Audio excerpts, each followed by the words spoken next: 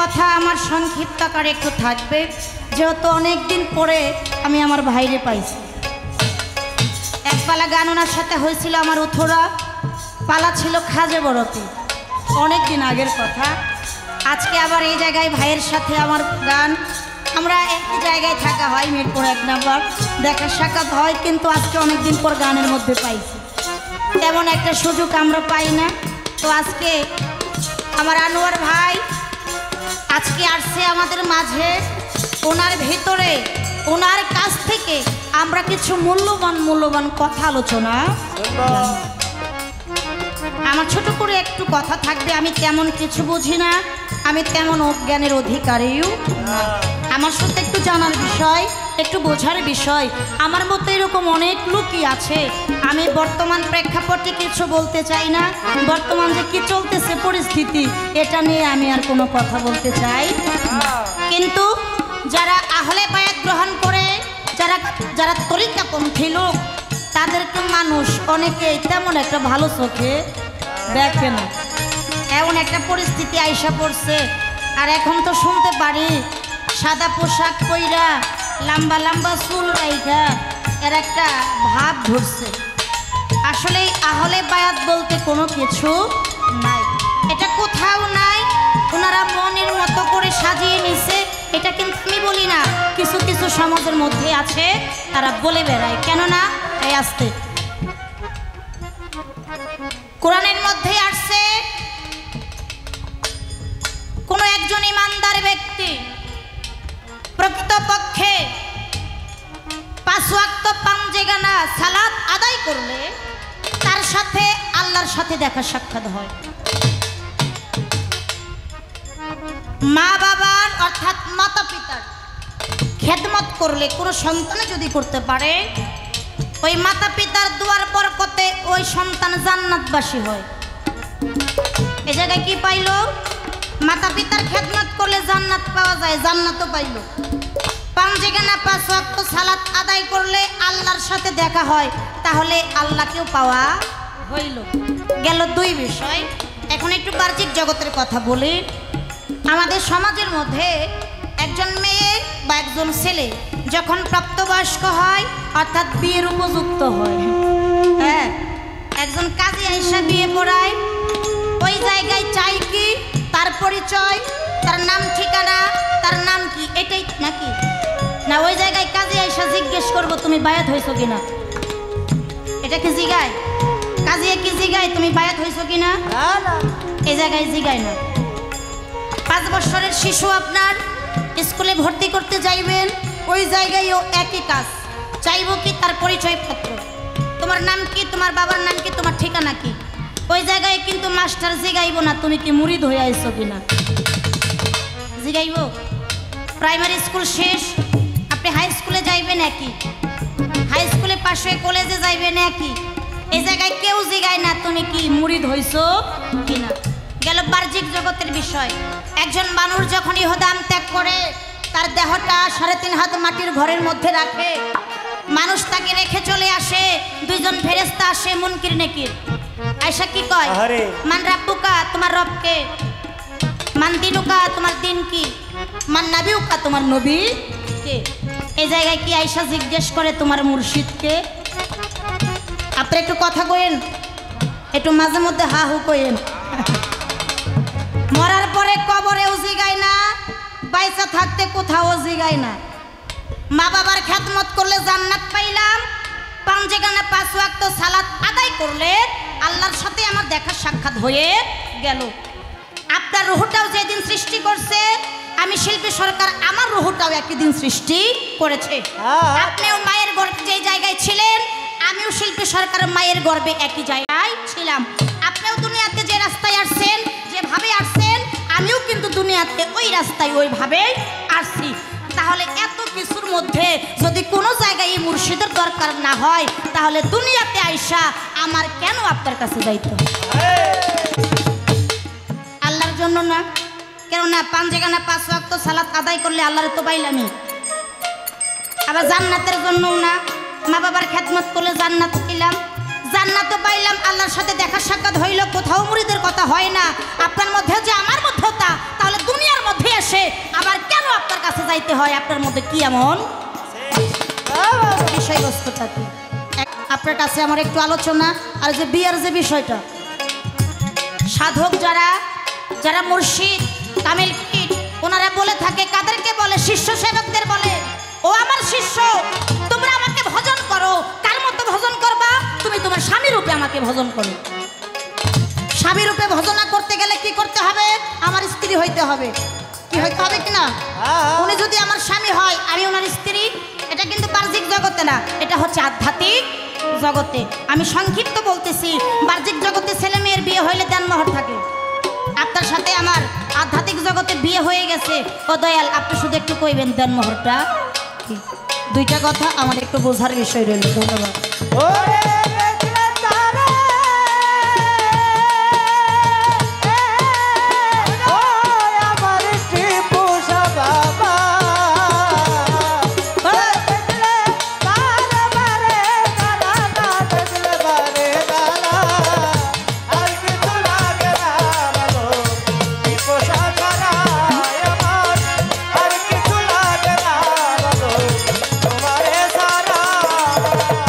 যেমন ছিলাম নাই আর তেমন দেখে একবার তারে, জীবন যৌবন এই দেহ প্রাণ বিকাইলাম চরণে। যেমন ছিলাম তেমন দেখে তারে, জীবন যৌবন সুখে দিলাম তাহার চরণে। আমি যেমন ছিলাম না আর তেমন রে টিপুষা বাবা, যেমন ছিলাম না আর তেমন দেখে একবার তারে গণেশা, জীবন যৌবন এই দেহ প্রাণ বিকাইলাম চরণে। এখন ছবি ভাষা দুই নয়নে হইলাম আত্মহারা, এখন ছবি ভাষা দুই নয়নে হইলাম আত্মহারা। আমার ছবি ভাষা ছবি ভাষা দুই নয়নে হইলাম আত্মহারা। আরে কিছু লাগে না ভালো পোষা ছাড়া, আমার আর কিছু লাগে না ভালো বনিশা ছাড়া। ওরে দেখলে তারে বারে গালা, বারে বারে গালা, ওরে দেখলে তারে বারে গালা, দেখলে বারে গালা। আর কিছু লাগে না ভালো পোষা ছাড়া আমার, আর কিছু লাগে না ভালো তোমারে ছাড়া। পাপী অধম মানে কি দেওয়া ভজন ভক্তি, শুধ হবে না এ জনমে দয়াল তোমার ওরে দয়াল পাপী অধম মানিক দেওয়াল ভজন ভক্তিহীন, দয়াল শোধ হবে না এই জগতে তোমার দেওয়ারি দয়াল। ওরে পাপী অধম শিল্পী সরকার টিপুষা বাবা রে গণেশা বাবা, পাপী অধম শিল্পী সরকার ভজন ভক্তি শরীয়ত বাজান শুধু হবে না এ জন্মে দয়াল তোমার। আমার শেষ নিদানে তোমায় দেখে প্রাণে পাখি যেন দেয় ওরা, ওরে ষষ্ঠী দানে তোমায় দেখে প্রাণ পাখি জয় উড়া। ও শেষ নিদানে শেষ নিদানে টিপুষা দেখে প্রাণে পাখি যেন দেয় ওরা। ভালো ভালো কিছু লাগে না ভালো এ, এ, বনিশা ছাড়া, আমার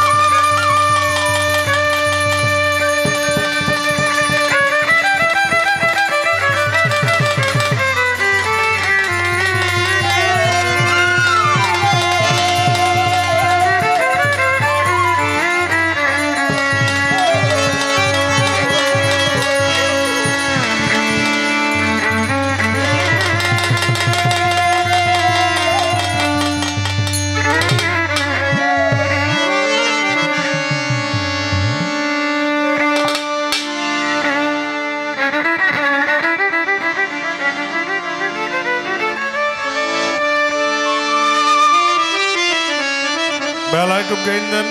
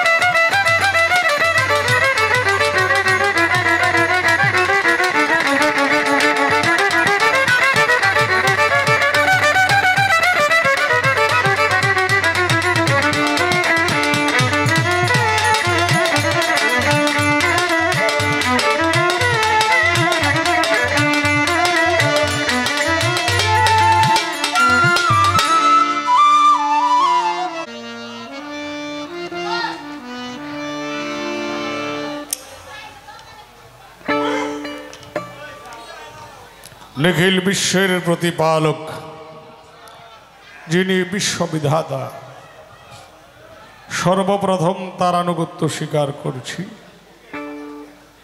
তার তরফ থেকে সবার উপর শান্তি বর্ষিত হোক, এই কামনা করে তার এই প্যারের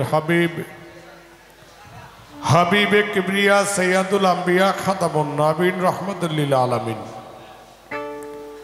যিনি আমার নবী, আপনার নবী, গাছের নবী, মাছের নবী, সমস্ত মাখলুকাতের নবী, আল্লাহ বলে মুহাম্মদুর রাসূলুল্লাহ, সবাই বলি সাল্লাল্লাহু আলাইহি ওয়াসাল্লাম। আমারও নবী সেই নবী মুকাররম হুজুরে আকরাম নূরে মুজাসসাম নূরুন আলা নূর হযরত আহমদ মজদবা মুহাম্মদ মুস্তাফা হুজুরে পুর নূর সাল্লাল্লাহু তাআলা আলাইহি ওয়াসাল্লামের শাহী রওজা মুবারককে অসংখ্য অগণিত দুরুদ সালাম ভক্তি নিবেদন করছি। সবাই বলি আলহামদুলিল্লাহ। আলহামদুলিল্লাহ। তৎসঙ্গে তার আহলে বায়াত, তাবে তাবিন, খোলাফায়ে রাশিদিন, শহীদ শহীদানকে স্মরণ করে আজকে যার দরবারে এসে উপস্থিত হয়েছি, হযরত শাহ সুফি সৈয়দ ওসমান গনি শাহ পাগল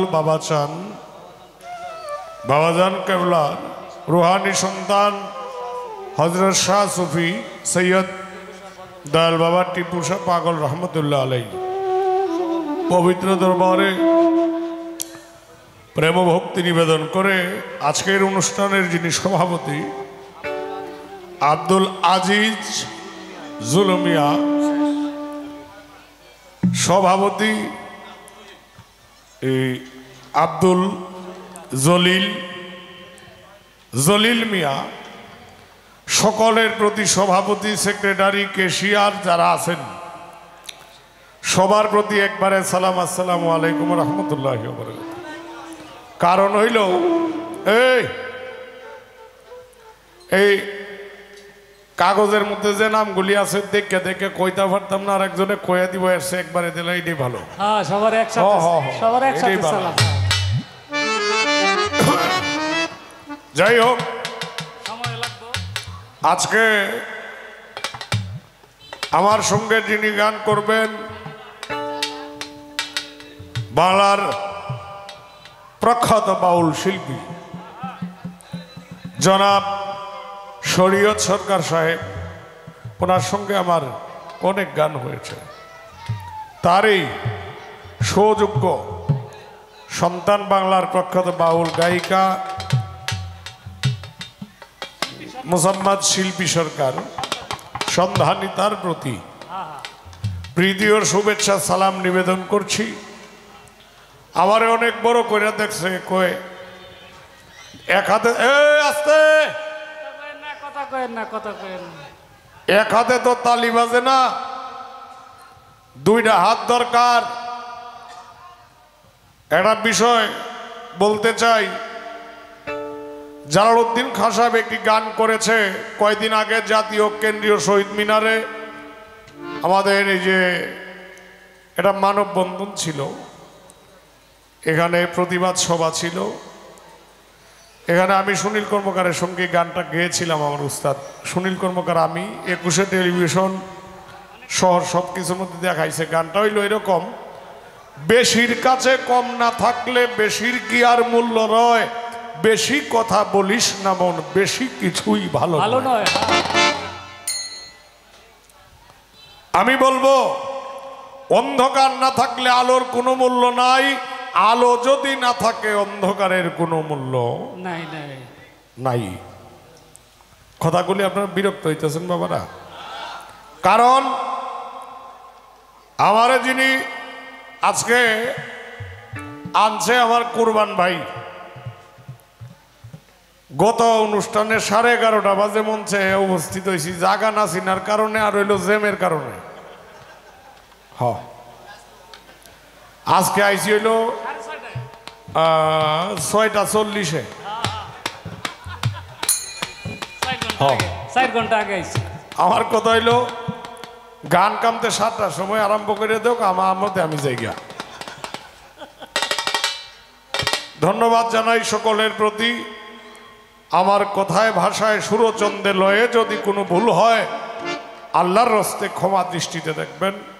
ধন্যবাদ সকলকে। আমার যিনি দয়াল, আমার যিনি মুর্শিদ, গাউসাহলা দরবার শরীফের বর্তমান গদিনশীল পীরজাদা সৈয়দ নাইমুল কুদ্দুস আকবরী মাদ্দাজিলহুল আলী দরবারে গাউসাহলা পবিত্র দরবারে ভক্তি শ্রদ্ধা নিবেদন করে শুরু করছি আসরের কাজ।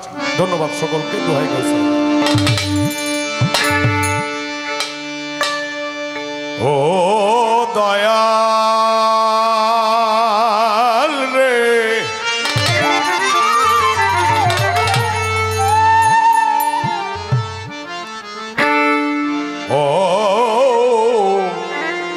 ওরে দয়া,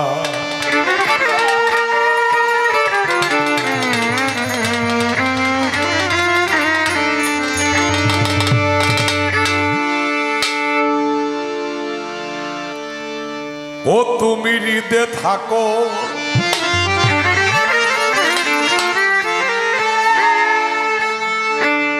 হৃদে জাগো,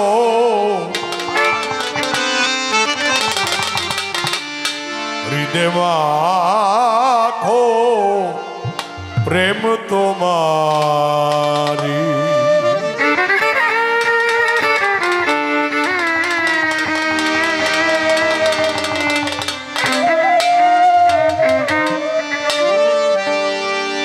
আমার হৃদয় ছেড়ে আর কোথাও যেও না গো দয়াল হরি।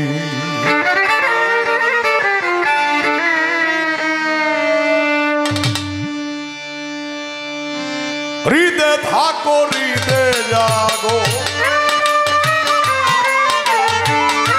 হৃদে থাকো হৃদে থাকো হৃদে জাগো, হৃদে মাখো প্রেম তো হৃদয় ছেড়ে আর কখনো যেও না গো দয়াল হরি। হৃদয় ছেড়ে আর কোথাও যেও না গো দয়াল হরি।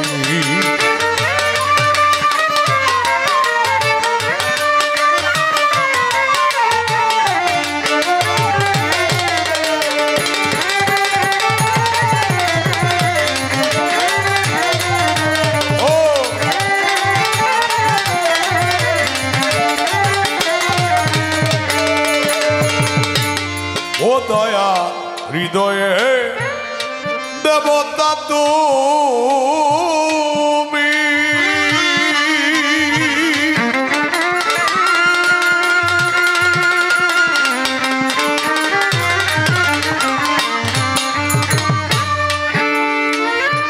অনুগত সেবক আমি হৃদয়ে দেবতা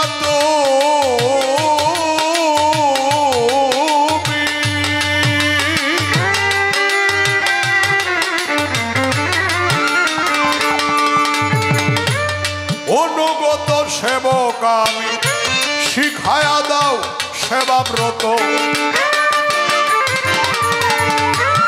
শিখায়া দাও সেবাব্রত, শ্রীপদে মিনতি করি। হৃদয় ছেড়ে আর কখনো যেও না গো দয়াল হরি।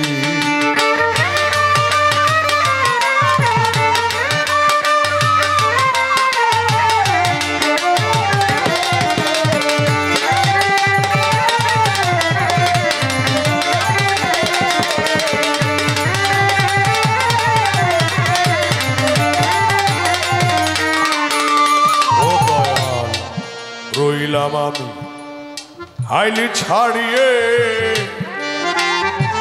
অকুলে তো ভাষায়,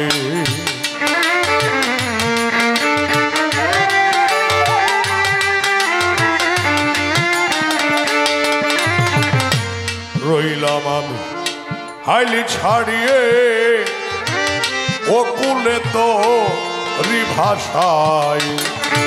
মনের মতো সাধন দিয়ে, মনের মতো সাধন দিয়ে সাধক মনমোহনের মন লৌকারি। হৃদয় ছেড়ে আর কখনো যেও না গো দয়াল হরি।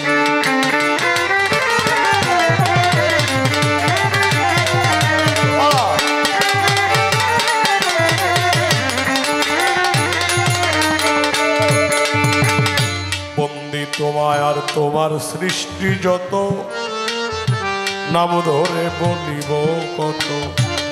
আউলিয়ায় আম্বিয়া যত, ভক্তি করি হইয়া নত। বিশ্বের যত অলি নবী, নত শিরে তারে ভক্তি। বাগদাদেতে রয়ে বড় পীর, এই দরবারে ভিক্ষার ফকির। আজমিরেতে দয়াল খাজা, ভক্তের দিও না সাজা। সিলেট বাবা শাহ জালাল পাড়া, জ্বালাইলা ইসলামের মশাল। ঢাকা জেলায় শাহ আলী, চাই বাবা তোর রৌজার ধলি। হাইকোর্টে শরফুদ্দীন চিশতি, তোমার নামে ভাষাই কিস্তি। ওসমান গনির পাক দরবারে, ভক্তি জানাই পরাণ ভরে। দয়াল বাবা ওটি পোষা, দেখা দিয়া পুরা বাসা পার। ভক্তবৃন্দ যারা যারা, আমার সালাম নেবেন তারা। মদনপুরের শাহ সুলতান বা রাখবানি আমারে গোলাম। তবে মুর্শিদ আমার হাওলা পড়ি, সৈয়দ নাইমুল কুদ্দুস আকবরী। এই চরণে ভক্তি করি, এই চরণের গোলাম আমি। উস্তাদের নাম স্মরণ করি, যে শিখায় বাউলের বলি আমার। প্রথম উস্তাদ সুকুমার বাবুর পাক চরণে ভক্তি জানাই পরাণ ভরে। দ্বিতীয় গুরু সুনীল কর্মকার, এ আসরে ভক্তি হাজার। দুজনের পাক চরণে ভক্তি জানাই পরাণ ভরে। এই পর্যন্ত বন্ধনা গান, এই পর্যন্ত বন্ধনা গান সংক্ষেপেতে ইতি করি। হৃদয় ছেড়ে আর কখনো যেও না তো দয়াল হবি। হৃদয় থাকো হৃদয় জাগো, হৃদয় থাকো হৃদয় জাগো। হৃদয় মাগো প্রেম তোমারি। হৃদয় ছেড়ে আর কখনো যেও না তো দয়াল হবি।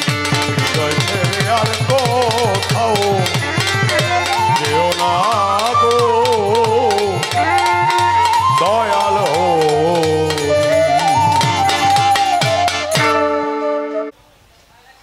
ছোট করে শেষ করে দিলাম। যাই হোক, এই ভাই হল রিভারটা বেশি হয়ে গেছে, বুকালে একটু কমায় দেন। বিশেষ করে আমাদের অত্যন্ত সুন্দর করে বন্দনা এবং গান করে আমারে বন্দনার ফাঁকে এই জায়গায় আছে অনেকগুলি কথা। আপনাদের মনে আছে তো? আচ্ছা, কি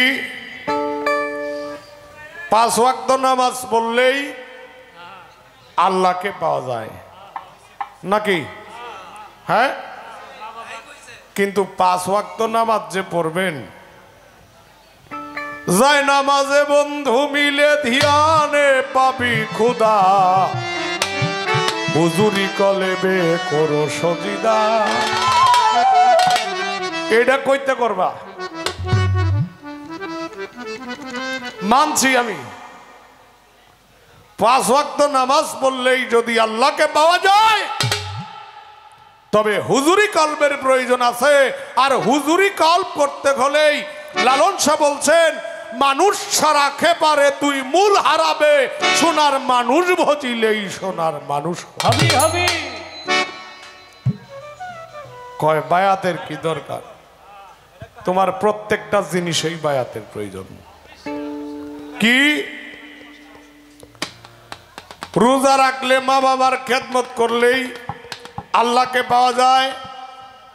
মৃত্যুর পরে কবরে 3টা প্রশ্ন করবে। কি প্রশ্ন? মা রাব্বুকা, তোমার রবকে। মান দিনুকা, তোমার নবীকে। তোমার দিন কি? মান নবিউকা, তোমার নবীকে। যদি জানা থাকে জবাব দিবেন, না জবাব দিলে আপনার কপালে দুর্গতি আছে নাকি? আছে না? আচ্ছা, এখন আমি এনে একটা কথা কই, বায়াতের কি প্রয়োজন? এটা কথা শুনতে হবে। কথা কি আপনারা শুনবেন? শুনবেন, আমি জানি। টিপু আরেকবার গায়ে গেছি। কি? হযরত বড় পীর আব্দুল কাদের জিলানী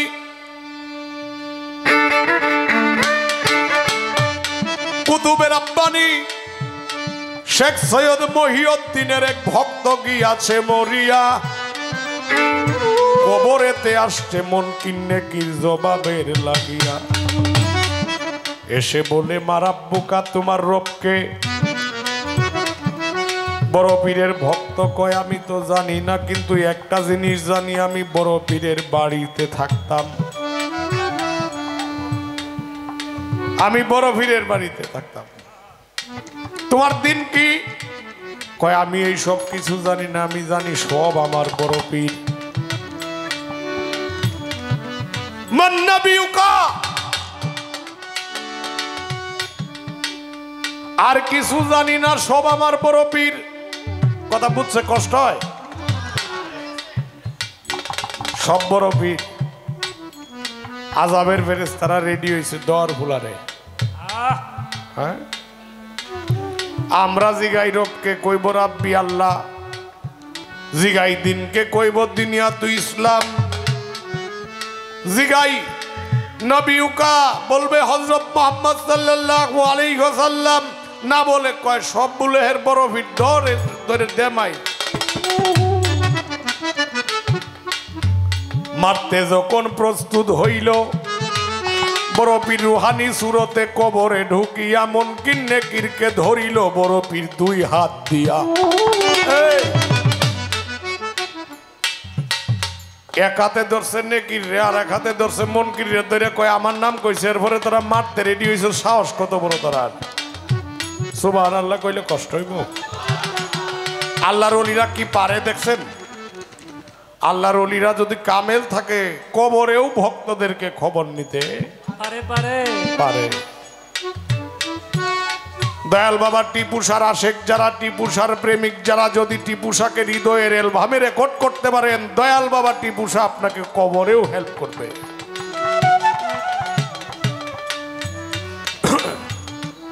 কি করছে? এই তোরা মারলে কেন লেগিয়া, মারতে চাইলে কেন লেগিয়া?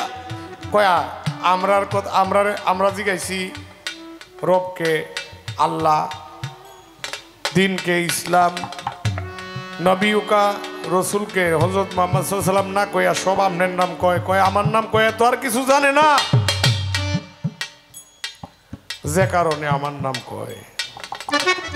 হ্যাঁ ভুল করছে, হের লাগে মারছস, বালা কথা। আল্লাহ যে সময় কইছিন ওয়াইস কালা রাব্বুকা লিল মালাইকাতাহু ইন্নী জাইনুল ফিল আরদি খলিফা, আমি একজন প্রতিনিধি সৃষ্টি করতে চাই, এতে তোমাদের অভিমত কি? তন্ত তোরা কইসলে যে আল্লাহ আমরাই আপনার ইবাদতের জন্য যথেষ্ট, তাইলে এই ভুলটার কারণে তোরা দুইটারে ধরছি, এখন কি করবে?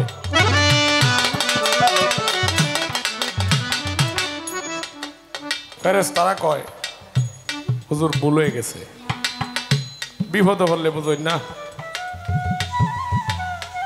কয় ভুল হইছে বুঝছি, তোরা একটা যাই আল্লাহর কাছে কগা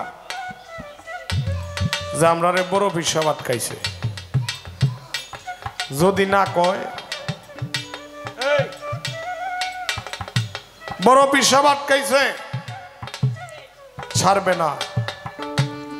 এই কথা শুনে একটা গিয়া কইতাছে আল্লাহ গো, তোমার আল্লাহর ওলি তো আটকাইছে। কাহারে কে লেগে গেছলে নজামেলা করতে? আল্লাহ কয় ও বড় পীর, এই বিনিময়ে তুমি কি চাও? আজকে যে জিনিস চাইবা আমি সেই জিনিসই দিব, তবে মুনকির নেকির ছাইড়ে দাও। বড় পীর কয় আল্লাহ আমি চাই আমার বাগদাদে জীবনে বাবার আগে যেন সন্তান না মরে, দিলাম। আরো চাই যেন কোনো কবরে আর গোরা যাব না হয় আমার বাগদাদে, যাও দিলাম। সেদিন আল্লাহ বলেছিল হে বড় পীর, যদি আজকে তুমি বলতা সমস্ত পৃথিবীর গুনাহ মাফ করে দাও, তবে আমি আল্লাহ দিতাম। আচ্ছা বাবাজি, তাইলে কি ফিট ধরার দরকার আছে না নাই? আপনারা বলেন তো, একটু জোরে সুরে বলেন, আছে না নাই? আছে। এখন কি বলছে? বায়াত কেন হব? কইছিন কবরে দরকার নাই, কবরে দরকার আছে, দেখায় দিলাম। নামাজ 5 ওয়াক্ত পড়তে হবে, এখানেও মুর্শিদের প্রয়োজন আছে। কি জন্য? যাই নামাজে বন্ধু মিলে দিয়ানে পাবে কুদা, হুজুরি কলবে করো সজিদা। আল্লাহকে সজিদা করবেন, কিন্তু হুজুরি কলব ব্যতীত আল্লাহ আপনার সজিদা গ্রহণ করবে না। কারণ হুজুরি কলব হইতে হলে আপনার কলবের তালা খুলতে হলে একজন মুর্শিদের প্রয়োজন লাগবে হবে।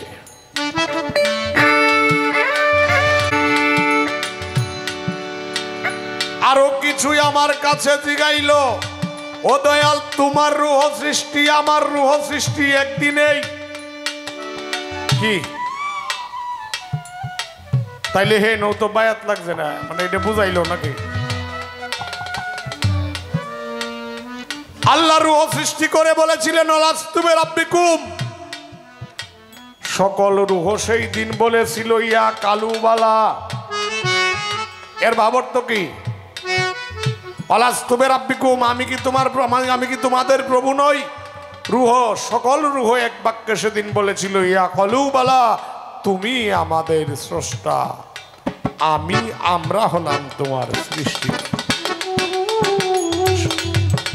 আল্লাহর কাছে আত্মসমর্পণ করছে না?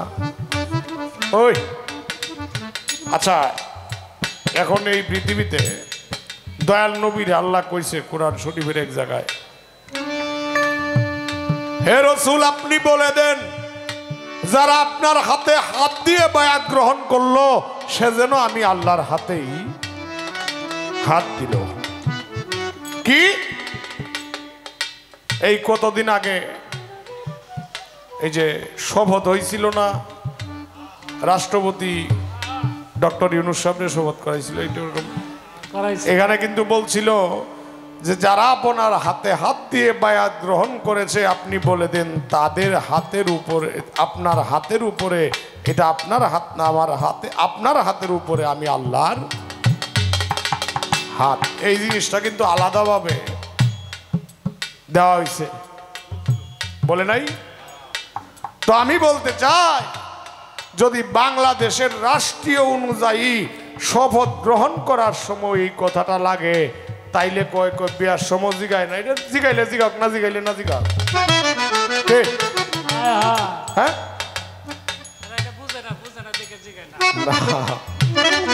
বুঝে বুঝাও কইছে। যাই হোক, আল্লাহ কইছে যারা আপনার হাতে হাত দিয়ে বায়াত গ্রহণ করলো সেই হাতের উপরে আমি আল্লাহর হাত। তবে রসুল কি এখন আছে? আপনারা বলেন তো, আছে এখন দুনিয়াতে? জীবদ্দশায় আছে? জীবদ্দশায় নাই, কিন্তু রসুল জীবদ্দশায় নাই, কিন্তু রসুল প্রত্যেকটা মানুষের সঙ্গে মিশে আছে। আল্লাহ কোরআন শরীফে বলছেন লাকাদ জাকুম রাসূলুম মিন আনফুসিকুম, এই আয়াতটা বাতিল করতে পারবেন? তাইলে রাসূল আছে নাকি? আউয়ালুনা মুহাম্মদ, আখিরুনা মুহাম্মদ, জাহিরুনা মুহাম্মদ, বাতিনুনা মুহাম্মদ। আমার রসুল ছিলেন, আছেন, থাকবেন, বর্তমান, ভবিষ্যৎ। এটাই সত্য। এই কারণে রসুল কোন জায়গায় আছে? কোন জায়গায় আছে গো? রসুল কয় গাদির একমে বাসনে হজ করতে যখন মক্কায় বিদায় হজ করতে মদিনা থেকে গিয়েছিল,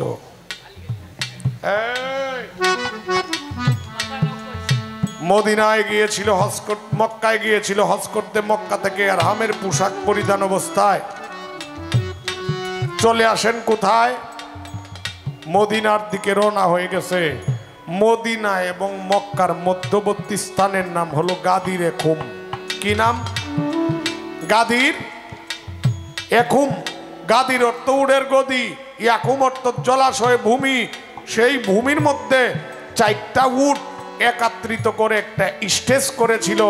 স্টেজের মধ্যে দর্শক সংখ্যা ছিল 1.25 লক্ষ। কত লক্ষ? 1,25,000।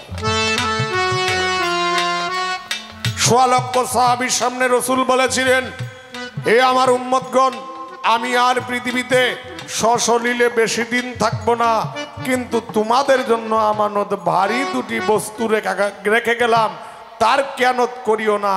তাহাকে যদি কিয়ানত করো আমি আল্লাহর রসুল হাসরের মাঠে তোমাদেরকে সাফায়াত করব না। কিসের জন্য? কি 2টা জিনিস? একটি হলো আল্লাহর কোরআন। কি? আল্লাহর কোরআন। আরেকটি হলো আহলে বায়াত। আহলে বায়াত, আহলে বায়াত। সাহাবারা প্রশ্ন করেছিল, ইয়া রাসূলুল্লাহ, আহলে বায়াত কি জিনিস? তা তো বুঝি না। কোরআন তো বুঝি, কারণ কোরআন হইল আল্লাহর বাণী, আপনার মাধ্যমে প্রকাশ হয়েছে, কিন্তু আহলে বায়াত কি তা তো বুঝি না। আমার রসুল সেদিন মৌলা আলীকে দাঁড় করায়া বলেছিলেন আহলে বায়াত হলো এই, মান কুনতুম মাওলাহু ফাহাজাল আলিউন মাওলা। এতদিন আমি যাদের মাওলা ছিলাম, আজকে থেকে তাদের মাওলা হলো হযরত আলী করিমুল্লাহ।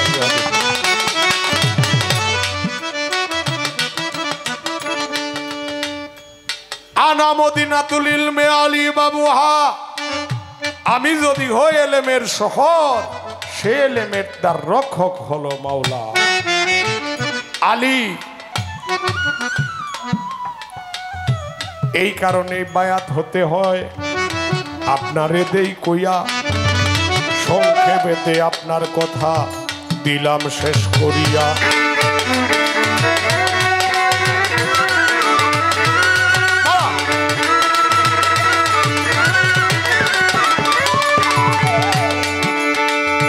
আরেকটি গান গাহিয়া বসে থাকবো এখন, ধীরে ধীরে বাজাও আমার ওগো লক্ষ্মীধর।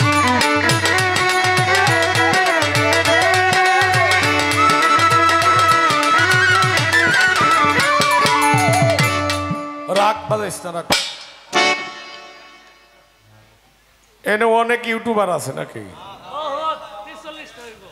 মানে পাবলিক গেলে আর ক্যামেরাম্যান যেটি আছে হেরা থাকলেও গান হইব নাকি? হ্যাঁ,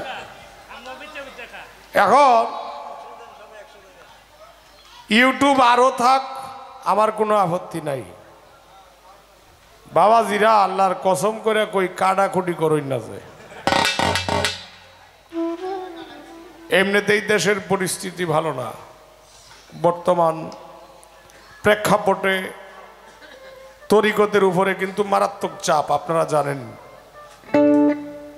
আল্লাহর রস্তে বলি সকলকে, আল্লাহর দোহাই দিয়ে বলি, আপনারা যা ছাড়বেন, আমরা যা বলবো তা ছাড়বেন, পরে বিপদে বললে পড়ছি, অসুবিধা নাই। কিন্তু কাইটটা কইটটা সাজায়া সুজায়া এডিট করেন না, যে এটা আমার অনুরোধ রইল।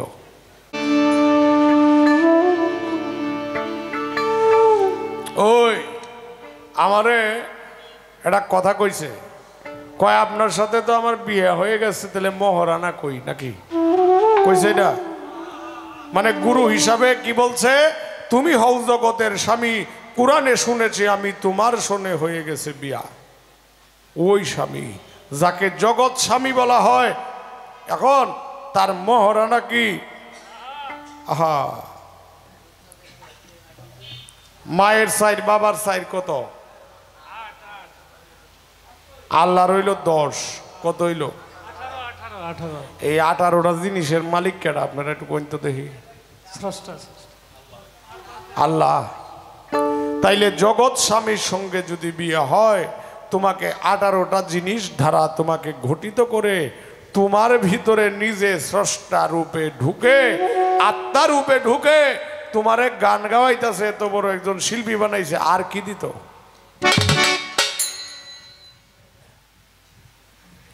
এই পর্যন্তই, কিছু কইলাম না, রাখলাম এই পর্যন্তই।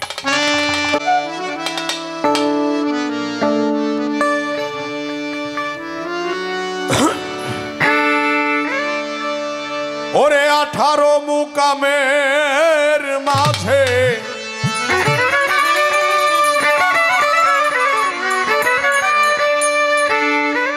জ্বলছে একটা রূপের বাতি,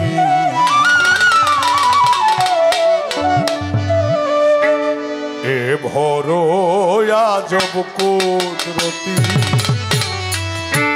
এ বড় আজব কুদরতি। 18 মুকামের মাঝে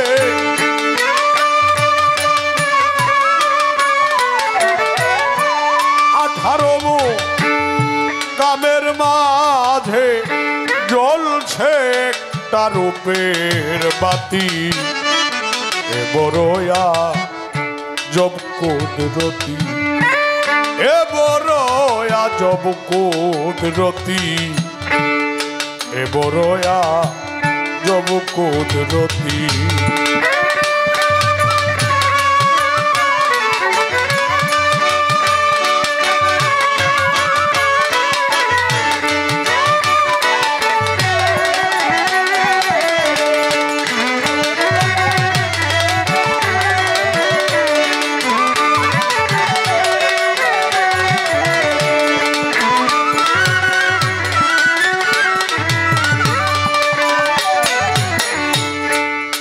হীরাচনী লাল জোহরে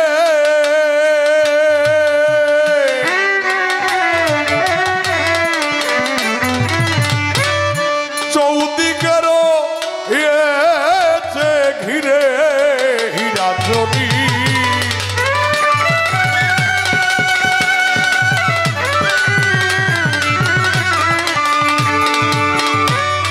চৌদিকের ইয়েছে ঘিরে তিন সময় তিন রূপ ধরে সে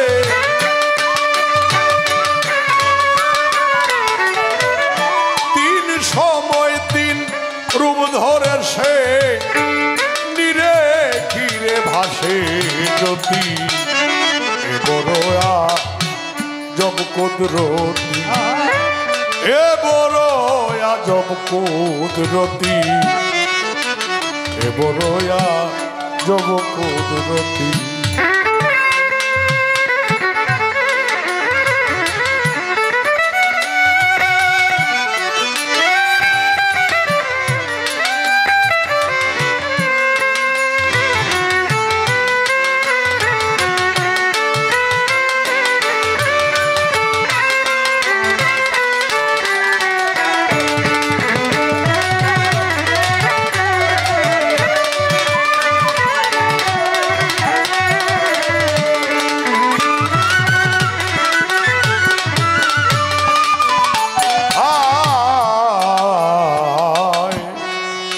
কে বুঝে কুদরতি খেলা জলের মাঝে অগ্নি জ্বালা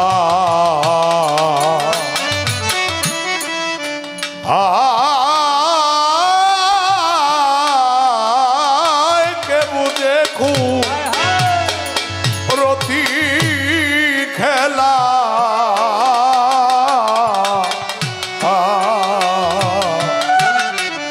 জলের মাঝেই অগ্নি জ্বালা বুঝিতে হয় খুব নিরালা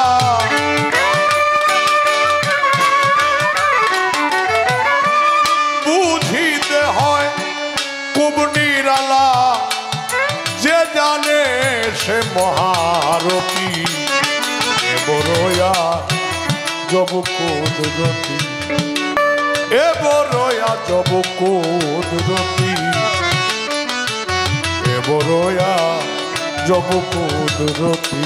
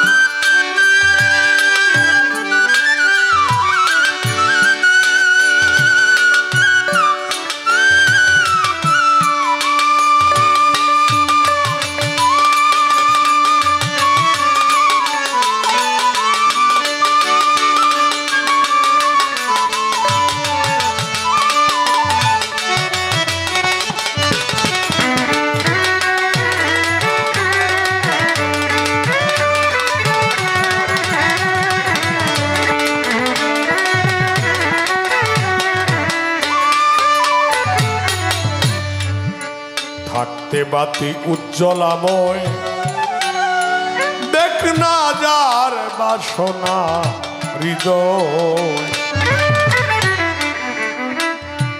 থাকতে বাতি উজ্জ্বলাময়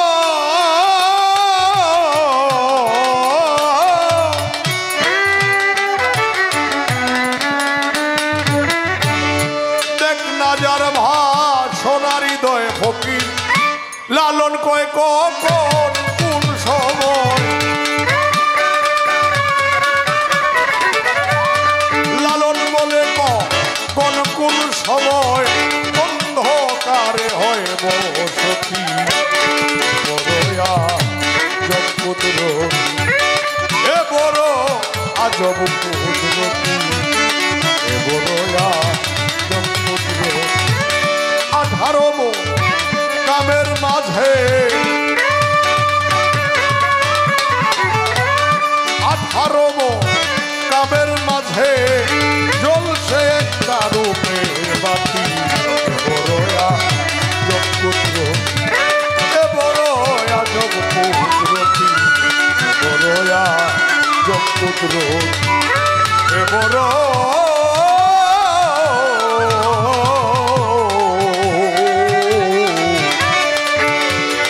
বড়য়া জগপুত্রতি।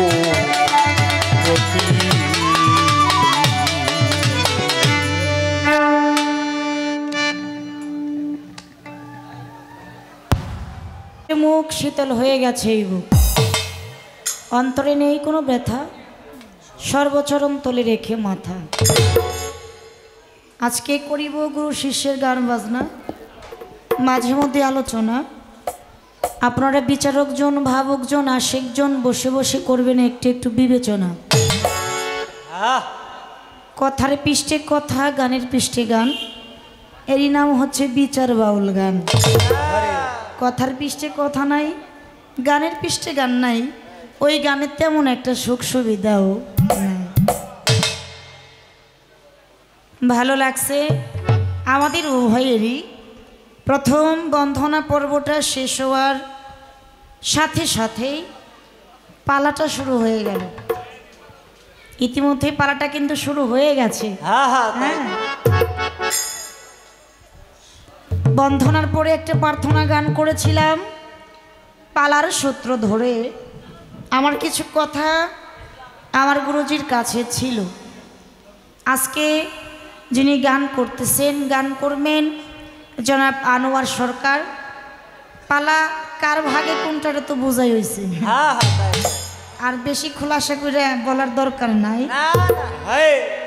আমার গুরুজির কাছে কথা ছিল, দয়াল, আমাদের সমাজের মধ্যে কিছু কিছু লোক আছে যারা পাঞ্জাবি পরে, গলায় ওড়না দেয়, রাস্তা দিয়ে পীরের মতো একটা ভাব ধরে ঘোরাফেরা করে। এদেরকে মানুষ ওনারা তেমন একটা ভালো কয় না। কি বলে, ওনার একটা ভেষ ধরছে। ভেষটা কিরকম? চুল রাখছে, সাদা কাপড় পরে, নামাজ পড়ে না, নামে কয় পীর। এটা তো কোরআনের কোথাও নাই, এটা তো ওনারা নিজেরা বানাই নিছে। এরকম কয় না? অনেক অনেক। কেন কয়? 5 ওয়াক্ত সালাত আদায় করে আল্লাহর সাথে দেখা হয়। পিতা মাতার খেদমত করলে জান্নাত পাওয়া যায়। জান্নাত তো পাইলাম, আল্লাহর সাথে আমার দেখা হইল। বেঁচে থাকতেও কয় না, কবরে যাওয়ার পরেও কয় না। তাহলে আপনার রুহু আর আমার রুহু একই দিন সৃজন করছে আল্লাহ। আপনি যেভাবে আসছেন আমিও তো একইভাবে আসছি, সবই তো ঠিকঠাকই ছিল। দুনিয়ার মাঝে আসার পরে কেন আমার আপনার কাছে যাইতে হয়? সবই যদি ঠিকঠাক, আমার মধ্যে কি কম পড়লো আর আপনার মধ্যে কি বেশি হয়ে গেল? আমার সেই কমটুকু পূরণ করার জন্য আপনার কাছে যাইতে হয়। বিষয়টা কি? আল্লাহরেও দেখার জন্য না, জান্নাত পাওয়ার লোভেও না। হয়তো আল্লাহর কিছু চাইতে কিছু বড়, জান্নাতের চাইতে কিছু ছোট, এরকমই তো একটা বিষয়। কিসের জন্য যাইতে হয়? অত্যন্ত চমৎকার করে আলোচনা করলেন, ভালো লাগছে। আর আরেকটা কথা ছিল, আধ্যাত্মিক জগতে গুরু গোসাই যিনারা, ওনারা শিষ্য সেবকদের বলে থাকে বা বলে তোমরা মুর্শিদকে ভজন করো। আপনি একটা কথা বললেন না, আমি যে কথাটা বলেছিলাম যে কবরে কয় না, আপনি যে বড় পীরের উদাহরণটা দিলেন, এটা এমনি এমনি হয় নাই, কর্মের ফলে হয়েছে। এমনি এমনি হয় না না না, মুরিদ পড়লেই কি হয়? না কর্ম করতে হবে কর্ম করতে গেলে আধ্যাত্মিক জগতের মধ্যে শুনেছি আমি জীবনের চাইতেও বেশি ভালো তার মুর্শিদকে বাসতে হবে। তাহলে মুর্শিদের ভজন করব কি রূপে করব? স্বামী রূপে। এটা কোন জগতে? আধ্যাত্মিক জগতে। আধ্যাত্মিক জগতের মধ্যে গুরু হয় স্বামী, শিষ্য হয় তার স্ত্রী। গুরুর জিহ্বা হয় লিঙ্গ, শিষ্যের কর্ণ হয় জুনি। দুইয়ের মধ্যে একটা প্রেমালিঙ্গন হয়, একটা প্রেমের মিলামিশা হয়। আর এই প্রেমের মিলামিশার থেকে একটা সন্তান জন্ম নেয়, যেই সন্তানের নাম হচ্ছে জ্ঞান নামক সন্তান।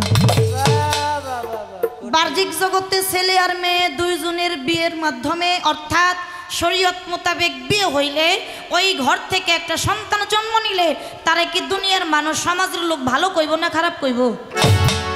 ভালো কইব না? বেদবি মাফ করবেন। আর যদি কোনো মেয়ের বিয়ে ছাড়া সন্তান হয় সমাজে তারে গণ্য করে নেবে, ওই মেয়েটাকে কলঙ্কিনী বলবে। এবার আপনি যে আমাদেরকে বলতেছেন আমাকে ভজন করো, কোন রূপে? স্বামী রূপে। স্বামী রূপে ভজন করতে গেলে কি করতে হবে? আমাকে স্ত্রী সাজতে হবে। আর স্বামী আর স্ত্রী এটা তো বিয়ে ছাড়া হয় না। তো আপনি আধ্যাত্মিক জগতে গুরু, আমি আপনার স্ত্রী, আপনার সাথে হয়ে গেছে আমার বিয়া। ছেলে মেয়ের বিয়ের মধ্যে যেরকম দেনমোহর থাকে, টাকা পয়সা কত কিছু থাকে, আপনার সাথে যে আমার বিয়ে হয়েছে আপনার লগে আমার বিয়ের দেনমোহর কি? এই কথাটা আমার ছিল। আমার গুরু অত্যন্ত চমৎকার ভাবে আলোচনা করছে। সেটা কি? যিনি গুরু ছিল তিনি হলো জগত স্বামী। জগত স্বামীকে স্রষ্টা, জগৎ স্বামীকে স্রষ্টা। এই মাওলা রাব্বুল আলামিন স্রষ্টা, জগত স্বামী, সে হচ্ছে জগতের স্বামী। ওই জগতের স্বামীর কাছে তো আপনিও স্ত্রী, আমি তো শুধু একা না, আপনিও কিন্তু স্ত্রী। এই জায়গায় তাহলে আপনার গুরু অর্থাৎ পুরুষলিঙ্গ থাকে না। ওই স্বামী আর এই স্বামী আমার মনে হয় না যে এক স্বামী। তারপরেও এই জায়গায় আমার একটু কথা থাকবে, আলোচনা থাকবে আস্তে। আমি বলেছিলাম বায়াত এটা জগতেও নাই, মরার পরেও নাই। বড় পীরের একটা ভক্ত দিয়ে বুঝাইছে। আর বড় পীর অর্থাৎ মুর্শিদ চেষ্টা করলে, ইচ্ছা করলে দয়াল ভক্তের কবরে যাইয়া ভক্তের গুনাহ মাফ করতে পারে। আমার স্রষ্টা, আমার মাওলা রূহকে সৃজন করে বলেছিল আমি কি তোমাদের দায়ে রব নই? আমি কি তোমাদের মালিক নই? কি বলেছিল? কালুবালা, আপনি আমাদের রব, আমরা আপনার দাসী। কি হইল? ওই জায়গায় বায়াত হয়ে আসলাম। এটা কিন্তু আমার কথা না, এটা কিন্তু আমার গুরুর কথা। কথা কইছে না? এই জায়গা থেকে তাহলে একটু বলবেন, আমি যদি ওই জায়গা থেকে মুরিদ হয়ে আসি তাহলে দুনিয়ায় আসি আবার পড়ার দরকার কি? আমি তো জগৎ স্বামীর কাছে, স্রষ্টার কাছে বায়াত হয়ে আসলাম। আচ্ছা আচ্ছা, তাহলে আপনার কাছে আবার পুনরায় আমার যাইতে হবে। এক বায়াত কি কয়বার হন যায়? এক মাথা কয়বার বেঁচে যায়? তাহলে